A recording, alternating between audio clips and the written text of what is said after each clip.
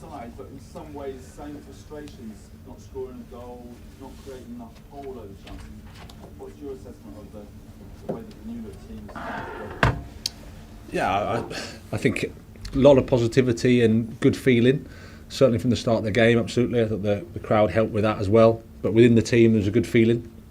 I agree, I think we didn't do enough in terms of our attacking play to create more, which is something we need to do. I think you saw a team against us defend very, very well, very organised. And that bit of connection, that bit of fluidity, that bit of understanding that you need, we probably lacked a little bit, which is understandable when you consider we've got players coming back from injury and new players in the team. So that's just where we're at the moment. And again, in the Premier League, against well-organised defensive units with, you know, the likes of Mitrovic and Willian that can attack well, you're always on your toes. So some positives for us, of course. I think the effort was there, the spirit was there, but yeah, as an attacking team, we'd like to do more. Jake? Graham, before the game, obviously we heard that Aubameyang hasn't made the cut for the Champions League squad. Is that going to be a difficult thing to handle for the rest of the season? And what was the thinking behind the decision? No, I don't think it's going to be difficult because Pierre's a professional, and of course I understand he'd be disappointed. It was a tough decision, it was a tough call. We had 3 coming in and 2 had to go out, so he was the one that missed out. He's done nothing wrong at all. We wanted to give David some game time today in terms of see where he's at and give him that opportunity. I think you saw that one flash that he's got. Pierre's just unfortunate, and he'll be fighting for his place for the rest of the season. Matt Law?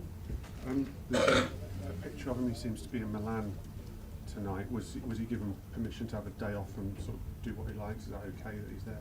Yeah, well, he trained today. He trained very well, and he's got the weekend off, so we can report on Monday, and it's a free world.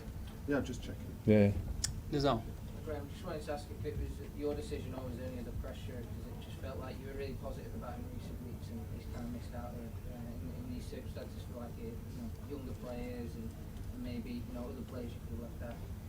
No, I think whichever decision we made, there was always going to be a conversation about it, of course.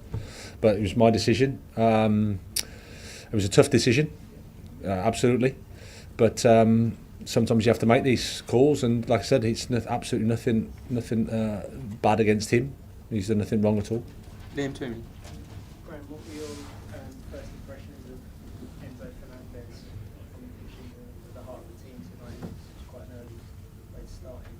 Yeah, it was. I thought he handled himself magnificently. Tough game, and you can see his quality. You can see what he'll bring to the team. Not easy for him or for us because he hasn't been with us that long. But I think you'll see how good he can be and how much he can influence the team. So excited with him. Adrian? Graham, how was Pierre when you told him? How difficult was that conversation as you were talking about yesterday? Yeah, it is difficult. It's tough because I am empathic, so I understand his disappointment. But I've got a responsibility, which is to make these tough decisions and to articulate them as honestly and as well as I can to the player, and then respect the fact that he's going to be disappointed. He's handled it very, very well. Trained today fantastically, which is what I'd expect. He's been a top guy for us. Davide?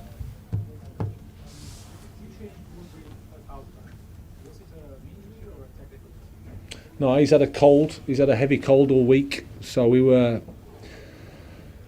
thought 60 would be his maximum, but he felt heavy-legged at half-time, and we're still building him up in terms of his minutes because of the break that he's had in his season. So it was just we thought 45 was about right for him. Carl? What does Aubameyang need to do to get back into your plans? And is he a player type that can fit in the system you're playing at the moment? Yeah, absolutely, he can. Yeah, it's everything's up for grabs. He's got to keep working, train like he did today, and be ready to play because football changes quickly. That's the nature of the game. Okay, 2 more, and then we'll do the Sundays. Gentleman there, and then Dan King after to finish. How confident are you that this Chelsea team can still get top 4 with the recent games? Say that again, sorry. How confident are you that Chelsea Well, I'm confident with the potential that we have. I'm confident with the ability that's in the group. What we need to do now is gel the team. That's the challenge. That's what we have to do. There's a lot of football to play, but at the same time, I don't want to waste too much time worrying about what we're going to do in 4 months' time. I need to focus on the next day and the next training session and the next game. Last one in this section, Dan King. Graham, you've been aware that Pep Guardiola and Jurgen Klopp had their say today. Jurgen Klopp said he didn't, congratulations to all these great players, but he doesn't quite understand how it works. And Pep Guardiola said it seems unusual for a club to not stay home. Do you understand how it works, and what are the implications, for instance, if the club doesn't get in the Champions League for spending and so on come the summer?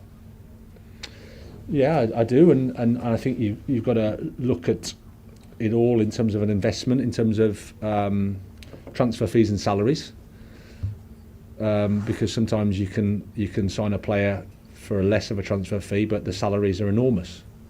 So it just depends on how you structure the contract, how you structure the deal. But we're confident with what we're doing. I think the guys have done a good job.